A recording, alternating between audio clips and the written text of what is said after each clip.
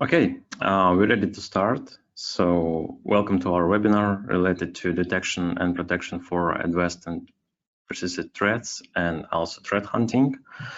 My name is Pavel Shepetina and I'm responsible for technical sales support in Group IB. However, I was working in Group IB for the last 7 years. I was in Security Operations Center, like lead analyst for the first 4 years. And I hope you will enjoy our webinar. We will take a look at a lot of examples. Also, it will be a little demo related to global threat hunting. It will be very interesting. So let's go hunt. But first of all, probably most of you are already familiar with our company. However, if not, you can read a lot about our business, about our products, about our services, also in some popular forecasts like a Forrester, Gartner, or IDC. Also, we are official partners of Europol and Interpol. Some global organization like OSCE or SWIFT can recommend us to use our services. We have many clients through all over the world in many regions. You can see here some examples. A few words about our history. So we started like an investigation bureau. We were focused on investigation and digital forensic. However, we started to collect a lot of information from our incident response services, and after that we decided that we can actually use this information to prevent and notify clients about potential attacks. That's why in 2013 we started our threat intelligence platform to provide the last information about cyber criminals, about techniques that they use, also indicators of compromise, and some tools related to investigation as well. After that, we launched our threat detection system, which in the beginning was like a simple network analyzer, static analyzer, but now we have much more models responsible for file analysis. We provide much deeper traffic analysis as well, and we have hunt engine which can be used for hunting as well. And yes, almost a year ago we opened our global office in Singapore, so now we are a global company. Okay, let's talk a little bit about main products and technologies that can be used to detect and protect from different attacks. Yeah, like you can see here that the beginning stage is signature analysis, traditional antivirus, using of IDS, which can basically protect you from simple threats, known threats. But if you want to detect more, of course, you should use unboxing for your emails to analyze all attachments, use next generation antiviruses, and this basically can help you to protect from some unknown malicious code, because you will analyze behavior itself, which is much more better than just signature detection. The next stage is local threat hunting and use of threat intelligence as well. So basically you can use third-party sources about cyber criminals, like our platform Threat Intelligence, to get information about last indicators of compromise, to get information about techniques that cyber criminals use, and also you can basically use this information for local threat hunting. And of course, you need some products, or just solutions which can be used to get information about your network, about your PC, yeah, because you need somehow to collect logs from different sources and then use these logs for your threat hunting. For this reason, you can use Handpoint and basically a stack of TDS products. And we also provide a tool which can be used for global threat hunting as well. I will show you a few examples later. Main vectors, of course, the most popular vector is email. Yeah, most of APT starts just with simple email. However, it's still popular to hack websites, which can be used to spread malware via these websites, or you always can find some insiders or on dark web forum.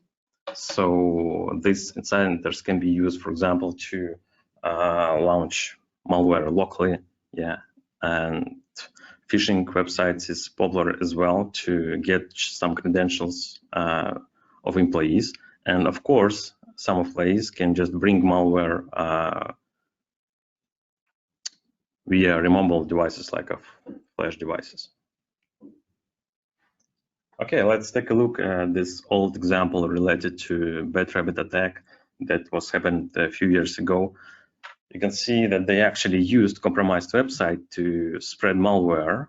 It was like a fake flash installer. And after that, when you click on the button like update my flash player on the website, on this stage, your PC is getting infected. This is just a simple ransomware which is trying to get money for decryption of your files. So you can also see here that they used different models for different stages, and basically they use already known techniques and known models. Yeah, on the dark web, you can basically buy different models related to different stages of attack, and you can change them somehow to accept detection, for example, related to hashes or related to just popular known pattern. So they just use a popular tool, which are they just use popular tool and get some changes to accept detection on the beginning stage of attack. And let's look at one of the last modern attack from Silence, which can be much more interesting than Bad Rabbit, because these guys are actually professionals. They always aim to steal money from financial organizations, and they actually have a very sophisticated plan to attack organization. Basically, they start just with simple emails without any attachments. It's important because they don't send malware on the beginning stage. They just send a simple email like, hello, John, can we have a talk or have a discussion about something, invitation to conference or something similar. And then they're just waiting for answer from potential victims. And if they have this answer, after that, they're trying to proceed the conversation and send in replied emails malware. Basically, they use Word documents with macro exploit, but they also used link and gem files as well.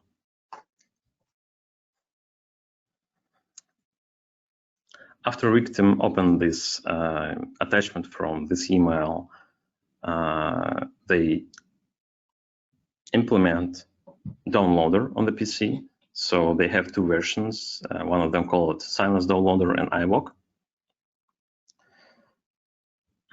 After that, this downloader is trying to get information from command and control center, and after that we have, Silence have commands from CNC. They decided what will be next. For example, they can install a proxy bot to use local PC like a proxy to get access to other local PC, which maybe don't have any access to the internet, or main model, which is basically a model which can be used like a simple backdoor on this specific PC. And of course, they use known administrative tools to get more information about system and also for lateral movement as well. After that, they have access to the full local network. They can find some ITMs or maybe Swift servers, and they use their own tools like Atmosphere or XFX to transfer money via Swift or cash out money via ATM.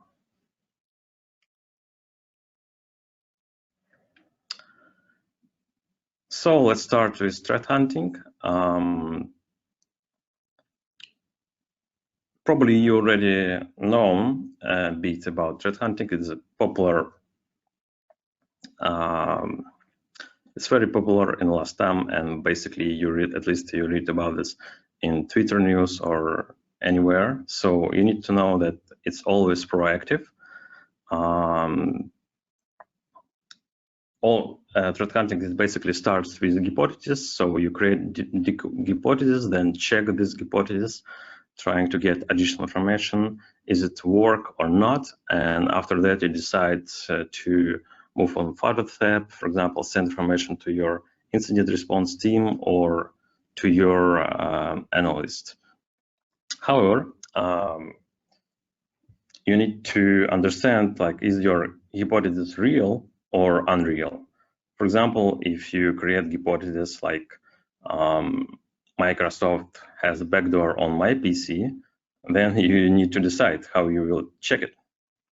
Yeah, and basically it's very hard to check is Microsoft or, for example, Intel has backdoor in your processor. So this hypothesis looks unreal. Yeah, you need to create something related to the real world. For example, somebody a few days ago in the night launched a remote tool in my network, yeah, which is not normal, and I should check the logs, and maybe after that I will find something interesting. So hypothesis must be real, must be related to the real world. Yes, basically threat hunting can be proceeded manually, so all logs can be checked manually. However, you can use different systems, log collection, or agents on endpoint to get information from PC, and network analysis tool to have all the information about traffic in your company. And simple anomaly search from different sources. Threat hunting can help you to understand about potential threats in your company, yeah, or maybe something that classic solutions haven't detected yet.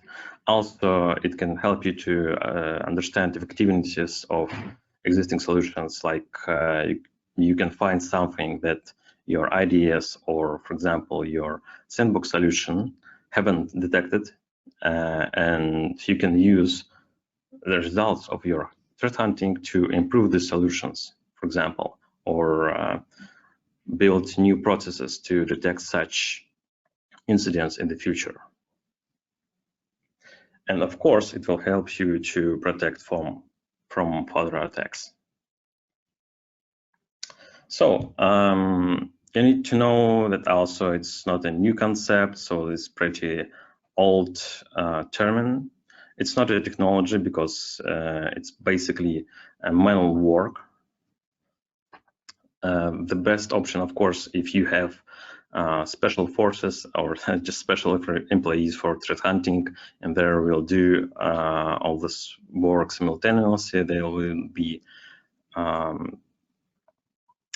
be responsible only for threat hunting, and it will help them to focus on it.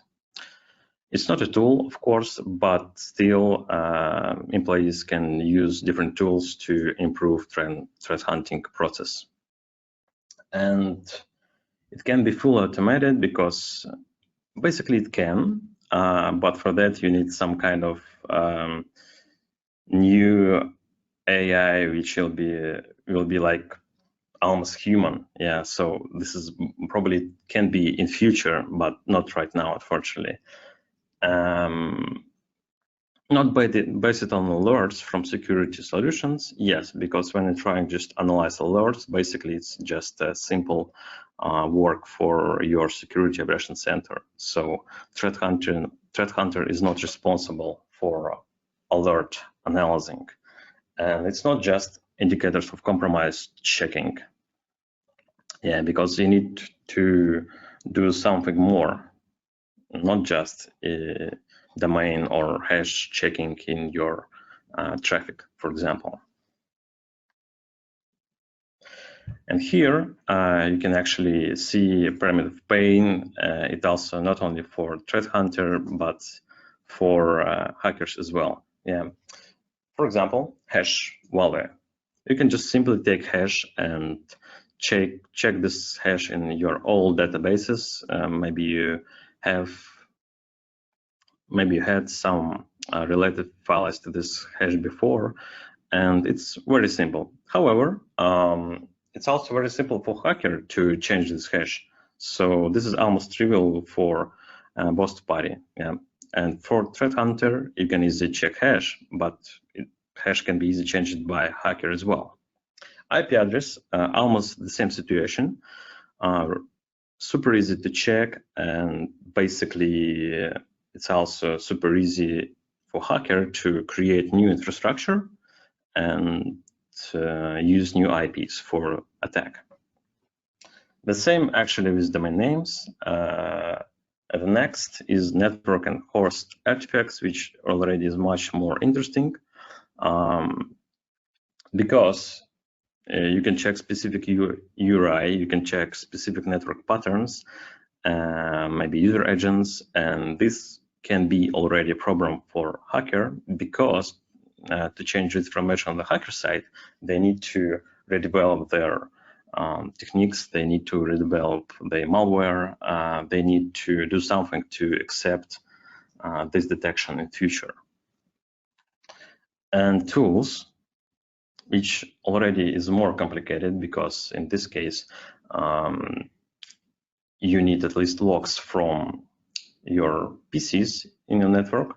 And for hacker, it's almost extremely, not extremely, but it's also hard to change tools every time for each attack. Yeah, for example, if they use Mimikatz, basically they don't need to, it will be hard to change Mimikatz or something else. Of course, they can use just different techniques in Mimikatz, but basically they will use this tool. And TTPs. In this case, they need to change everything, and also you need to know almost everything about cyber criminals. So the difference about threat hunting and like a basic threat hunting. So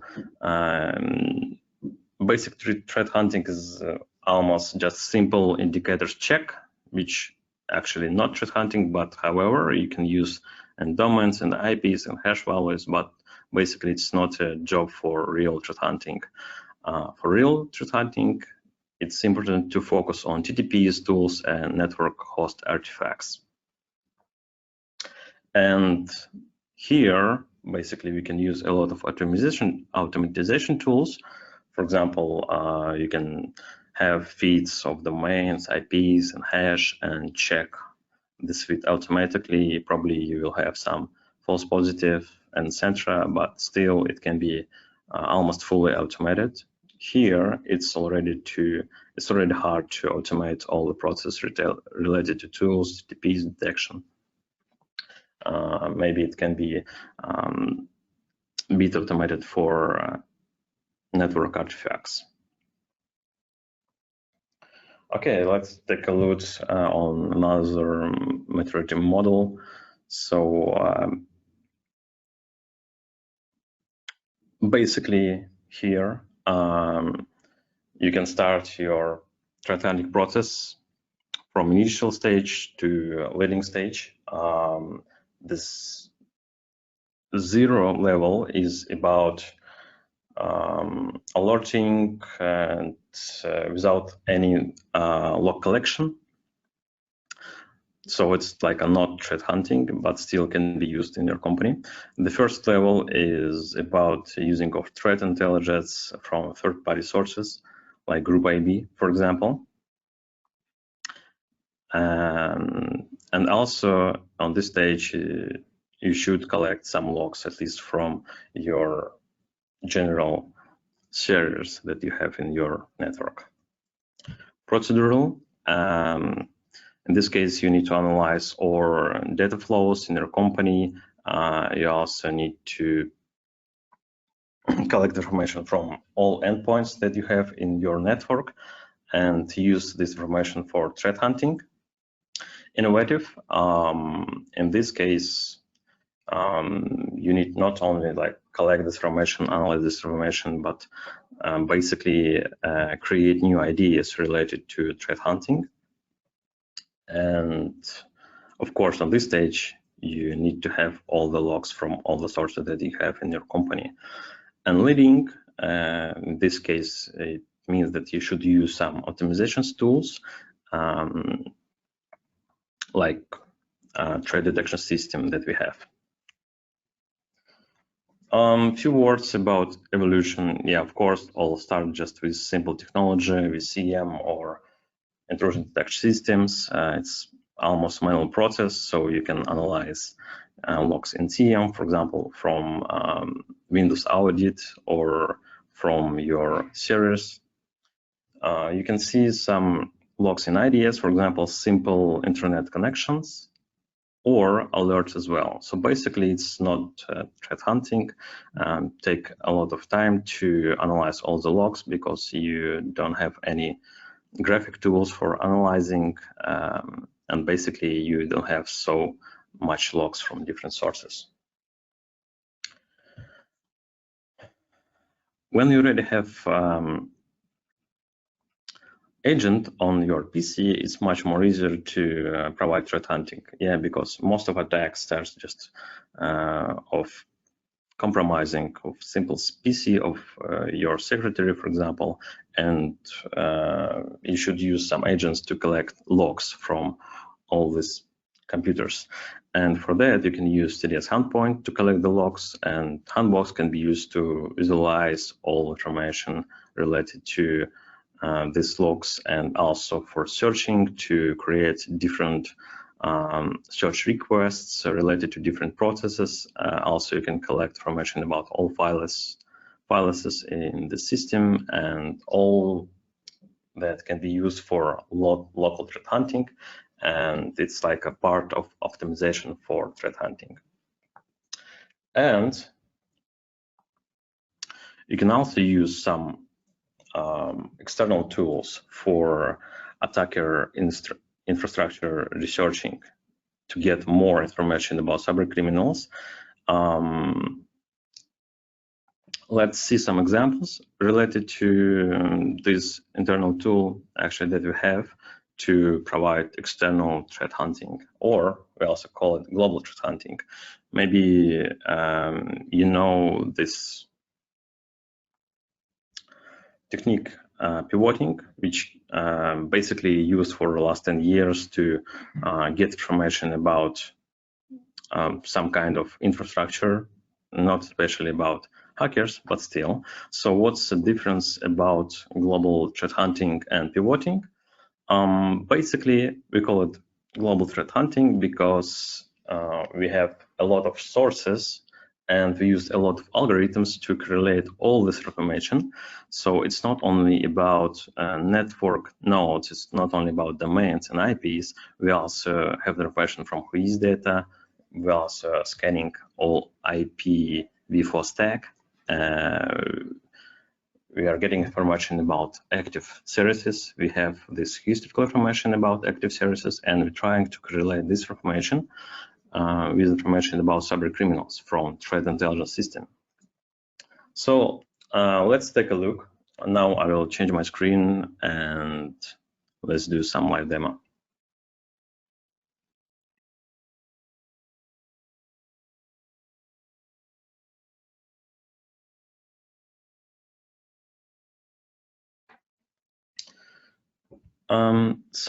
Let's take a look one of my famous examples. I will just type in one domain name, which can be familiar to you.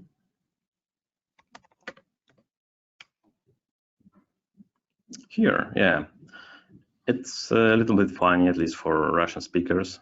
However, I just get information about infrastructure related with this domain name. So basically, you can see connections with different IPs, with different domain names, also some tags related to this domain name, emails, and also IP addresses, SSL certificates, SSH keys, different files, emails from whois data, phones, and tags related to cyber criminals. Yeah, here we see that this domain name is connected with Silence group. As I showed you before, yeah, example of Silence attacks. So they used this domain name for one of them attack before. What we can get actually from here is different tools that they used. Basically here they used a remote connection tool, Dark Comet, and Silence Backdoor. Maybe you remember it from my previous slides. And also we can get more information about this infrastructure, like historical whois data. Here, for example, you can see the last version of whois data. However, a few years ago, it was different. Yeah, it's still probably fake information, but we have here zip codes, city, phone numbers, which can be checked, at least for investigation. And the same is DNS records. So we have our own database with DNS related to each domain name. This information can be used to determine active services on the specific domain time on the specific period. The same information about IP addresses. Like I said before, we provide scanning of IPv4 stacks. So we have information about active ports, depending on that period. Like you can see that a few months ago there was active 8 ports, which probably mean that there was active web server, in this case Apache on Ubuntu. But a few years ago there was only SSH access. So all of this information can be used for investigation. It can be used for to get more indicators of compromise for your threat hunting as well.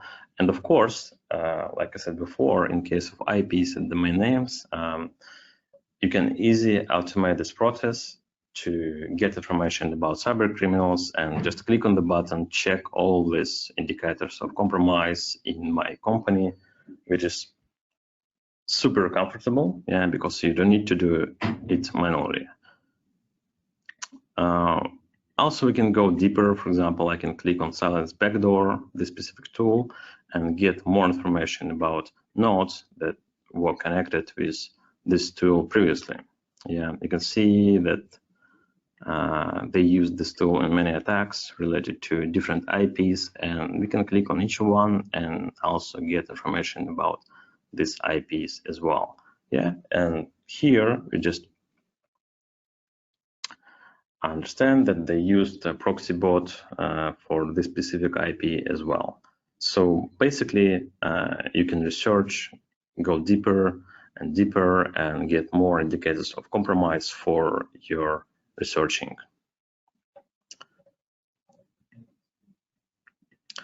Another example related to different cyber criminals. Let me type the domain name. 03454 32 456. Okay, let's do it. Here is our domain name, and we can see that we catched a lot of emails from Whois data as well. They're anonymized, but still this information can be used for investigation. We see direct connection with Cobalt cybercriminal group, and also we see that they used their own tool, Cobalt NT, and much more interesting different network nodes, like different IPs, different domain names, and you can see connection. You can see how it's correlating. For example, this case via IP, we see connection with this domain name, which also was used previously in attack related to Cobalt group. So this tool can be used for retrospective analysis, for investigation, for indicators of compromise enrichment, and you can also automatize this process and automatically check all these indicators of compromise in your network, which is extremely helpful. Okay, going back to the presentation.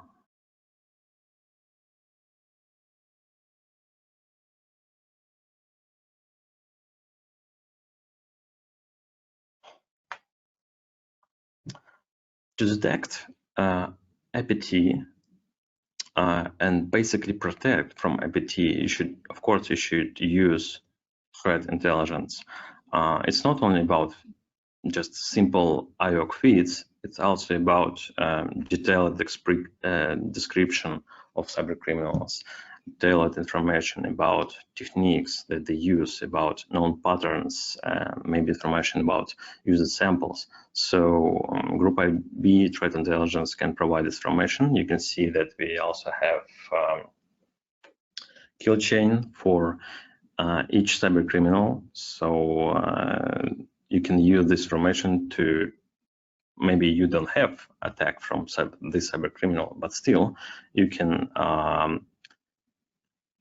learn about specific techniques that they use and test this technique in your company.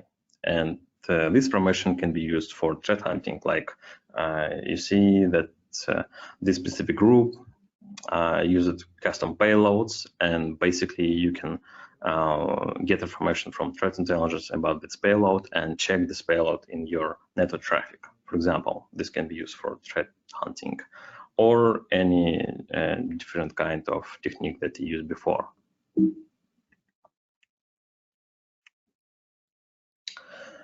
Good example of detailed description of the specific attack.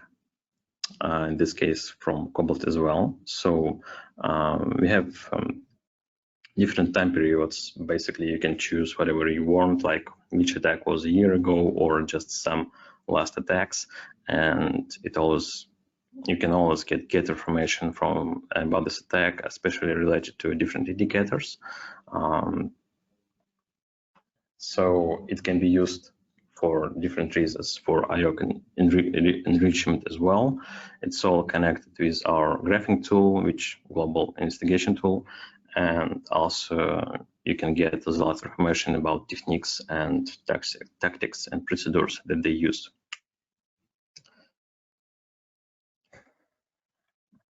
Yes, of course, we have our own solution which calls threat detection system. It can be used for local trend hunting, but it's not only about threat hunting, it's also about protection of your network from different type of attacks, include APT as well.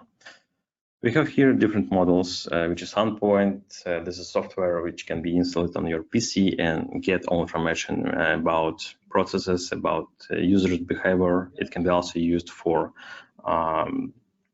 response. For example, you can use this tool to isolate your PC or block suspicious process. It automates it and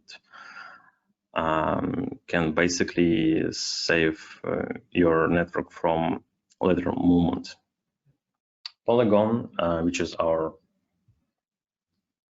malware detonation tool, it's much more than just simple sandbox, because we use a lot of different techniques to get detailed information about files behavior, and all this information can be used for threat hunting. You can imagine that you have behavior reports for all files in your network which you have. Maybe there's some just simple files which actually not related to real malware, but it can be some kind of admin tools or some suspicious documents with unworking links and etc. So you have all these behavior markers, and you can use these markers for threat hunting. For example, if you want to find some kind of suspicious files in your network. And sensor, which basically can be integrated with your span traffic from different type of device, like proxy, tab devices, any kind of router switches, and also we can integrate with ICAP in blocking mode as well. We can get information about your emails and attachments, links from these emails will be analyzed in Polygon. And as a result, you have Handbox, which is basically interface, which will be used for threat hunting, for monitoring, and also for a global investigation tool as well. Through Handbox, you can also provide a response. It can be automatically, for example, we can use Handpoint to block automatically suspicious process, but we also have some manual features like isolate this specific machine from local and external networks.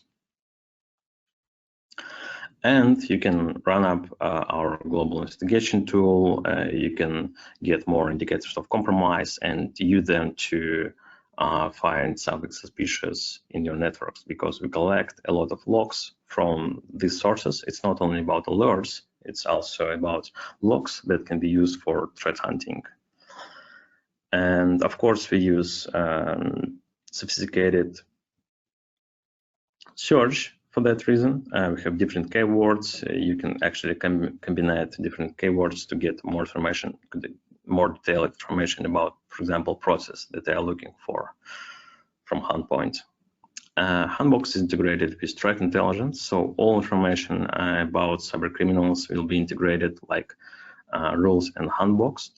And we create a lot of signatures. We have feeds from threat intelligence, and it can be used for detection as well. And just some statistics that we have in our global investigation tools. Basically, we scan all IPv4, like I said before. We have information about almost 2 billion SSH certificates, more than 200 million SSH fingerprints, and a lot of domain names.